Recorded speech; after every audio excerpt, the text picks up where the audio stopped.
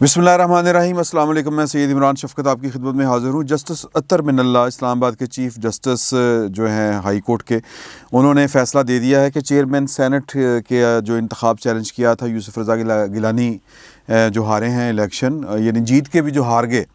और वो ज़ाब्ते की कार्रवाई की वजह से हारे, जो प्रिज़ाइडिंग ऑफिसर थी उनके ऊपर इल्ज़ाम है कि उन्होंने कोई और रोल प्ले किया है, जो उन्होंने जो करना चाहिए था वो नहीं उन्होंने ये रोल प्ले किया। तो अब इसके ऊपर जो है वो उन्होंने फ़ैसला ये दे दिया है इस्लामाबाद हाई कोर्ट ने कि ये दरख्वास्त काबिल समाअत नहीं है। क्यों नहीं है? इसलिए नहीं है कि वो कहते हैं कि ये पार्लिमान की जो की एक्ट ऑफ पार्लियामेंट या पार्लियामेंट का अंदरूनी मामला है, और इसके अंदर जो आइन के आर्टिकल 69 के मुताबिक जो है अदालत कोई उसका यानी ये अदालत के पास कोई इख्तियार नहीं है उसका जायज़ा लेने का, किसी पार्लिमानी एक्ट या पार्लियामेंट की जो कार्रवाई है उसका। और ये इस्तेहकाक है पार्लिमान का कि उसके काम में कोई रोड़े ना अटकाए जाएं, कोई मुदाखलत ना की जाए। जो पीडीएम के और जो डेमोक्रेट्स हैं वो बाज़ औक़ात पार्टियों की जो मोहब्बत होती है उसमें घिर जाते हैं और उनको फिर मतलब हर चीज़ वो एक एनेक्स से देखते हैं कि इससे हमारी पार्टी को जिसको वो पसंद करते हैं उसको फ़ायदा हुआ है कि नहीं हुआ। बज़ाहिर पीडीएम को नुकसान हुआ है। नुकसान दो तरह के हैं। एक कि जी कि आप जीत के भी जो हारे थे, आपकी दाद रसी अदालत से नहीं हुई, तो एक नुकसान आपको ये हो गया। दूसरा नुकसान आपको ये हो रहा है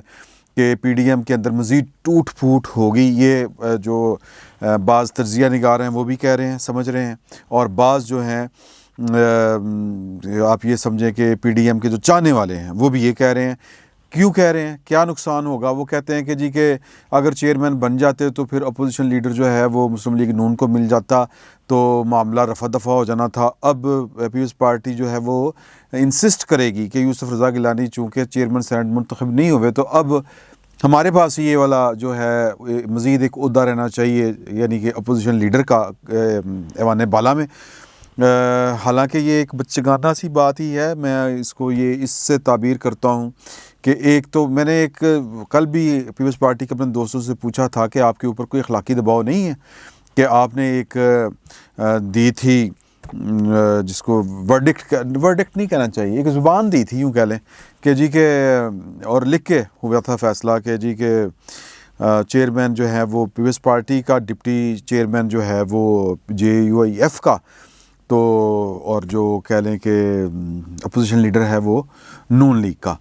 तो इसके बावजूद आप चाह रहे हैं कि जी कि आपको ही ये वाला ओहदा मिल जाए, तो ये इखलाकी दबाव नहीं महसूस कर रहे आप?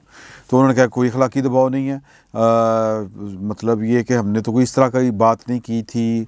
और सूरत हाल तब्दील हो चुकी है। वो इस तरह के जवाब दे रहे थे। उस वक़्त मेरे ज़हन में आया था कि बिलावल भुट्टो ज़रदारी साहब के जो वालिद साहब हैं आसिफ अली ज़रदारी साहब, वो तो बड़े आराम से, जब जजों की बहाली का मामला था तो उन्होंने कह दिया था कि जो सियासी वादे होते हैं ये कुरान और हदीस नहीं होते, ये आगे पीछे होते रहते हैं। तो अब इनसे क्या बहस हो सकती है? तो खैर ये उनका मामला है, लेकिन मुझे ये लगता है कि इतना आसान नहीं होगा पीपल्स पार्टी के लिए कि हर बात उसकी मानी जाए। अगर उसने पीडीएम के अंदर रहना, अगर नहीं रहना फिर तो अपनी मर्ज़ी है। तो पीडीएम जो है वो उसको कायम रखने के लिए, जिसका एक मिसाल ये भी है कि बिलावल भुट्टो ज़रदारी ने भी अपने लोगों के ऊपर वो पाबंदी लगा दी कि जी कि आपने पीडीएम या नून लीग के किसी भी लेवल के ऊपर किसी भी किस्म का कोई जवाब नहीं देना, कोई बयान नहीं देना। और फिर आज यानी कमरुज़्ज़मान कायरा साहब की तरफ से आ गया कि जी के मरीम नवाज़ जो है वो जब जाएंगी नायब में पेशी के लिए तो हम उनके साथ जाएंगे और वो ख़ुद नुमाइंदगी करेंगे पीपल्स पार्टी की, या पीपल्स पार्टी के वफ़द की कह लें, या जो वो उनके कारकुनों को वो लीड करेंगे। तो ये भी एक इशारा है कि पीडीएम जो है वो समझते हैं पीपल्स पार्टी वाले भी कि पीडीएम को कायम रहना चाहिए। तो फिर अगर कायम रहना है, इस्तीफ़े भी नहीं देने, और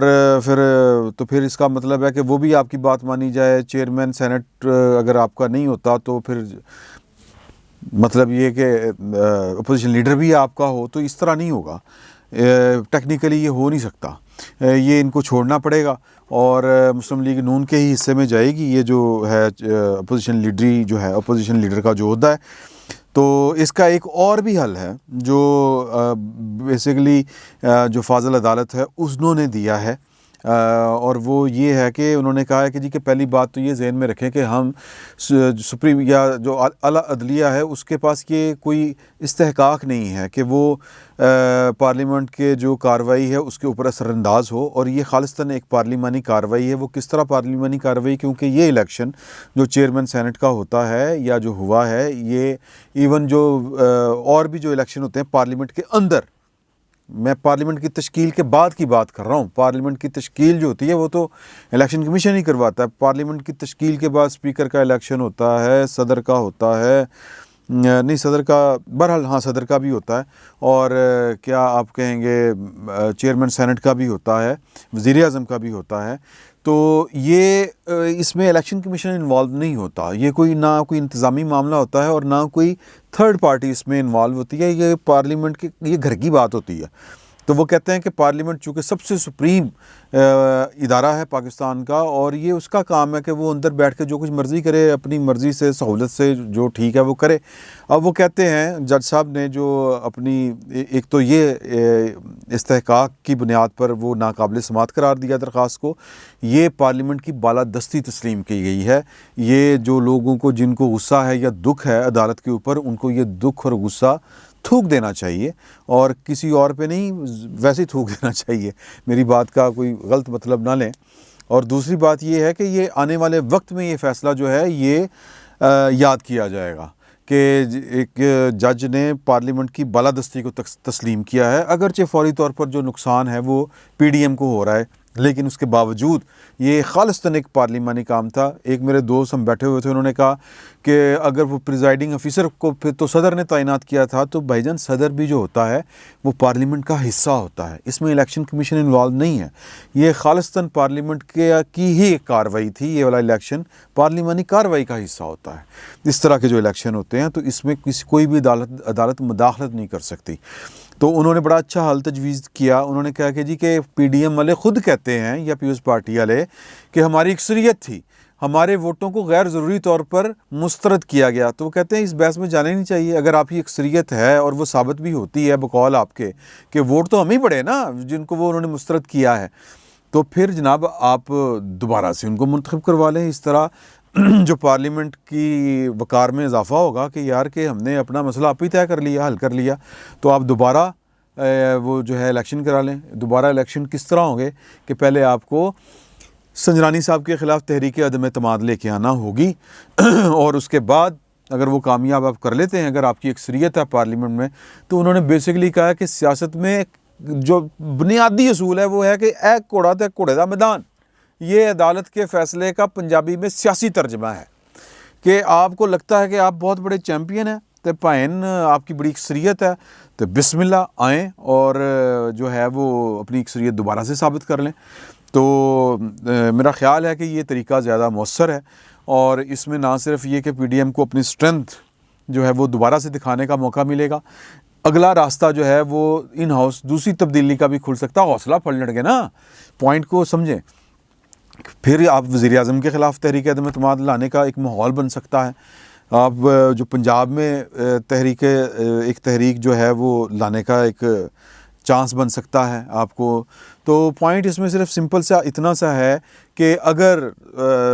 مایوسی غالب نہ ہو، اور اس کو اگر ہم یہ سمجھیں کہ جس کو ہم کہتے ہیں کہ ایک موقع غنیمت سمجھیں یا پی ڈی ایم سمجھے، تو اس سے آگے راستے کھلتے ہیں۔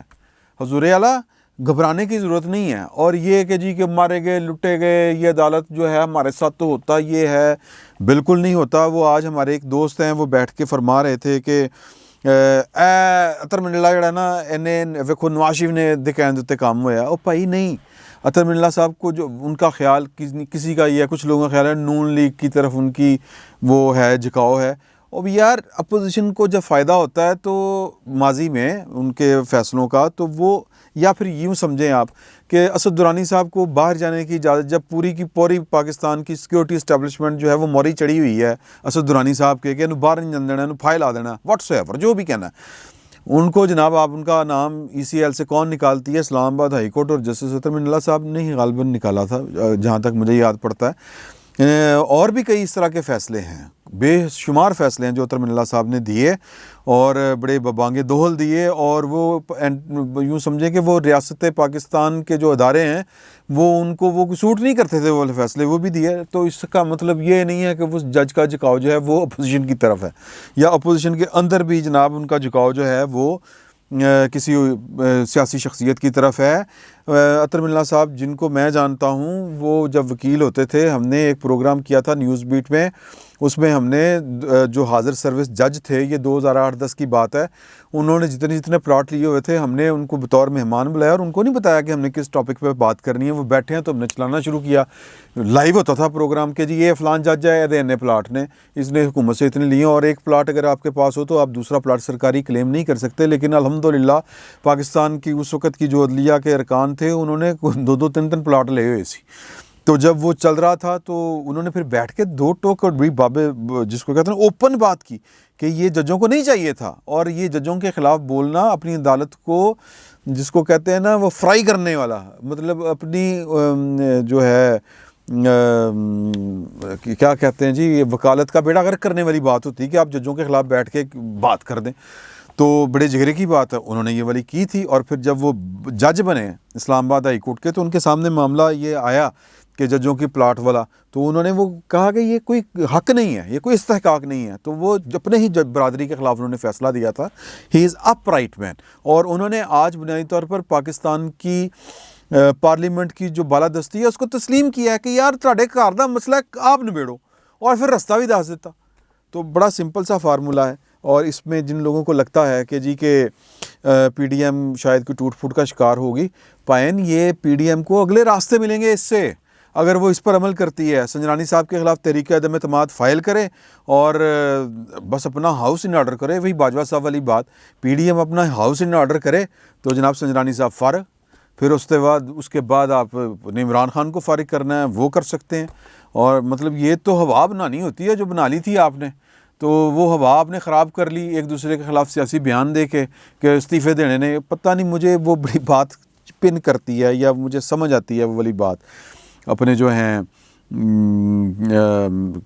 بلاول بھٹو زرداری کہ یار کہ یہ پہلے تو بات تھی نہیں، یہ لانگ مارچ سے 10 دن پہلے یہ بات کہاں سے آ گئی کہ جی شرط ہے استعفے ہوں گے تو لانگ مارچ ہوگا۔ بہرحال اپنی ہوا درست کرے، اپنا تاثر ٹھیک کرے پی ڈی ایم، تو یہ عدالت کی طرف سے ایک آپ سمجھے کہ ایک راستہ کھل رہا ہے، جو عدالت نے یہ فیصلہ دیا ہے کہ جائیں پارلیمنٹ کے اندر اپنی جو ہے وہ اتھارٹی، اپنی اکثریت ثابت کریں اگر آپ کے پاس ہے، اور اے کوڑا دے کوڑے دا میدان تو نبڑو جا کے۔ فی الوقت اتنا ہی، بہت بہت شکریہ۔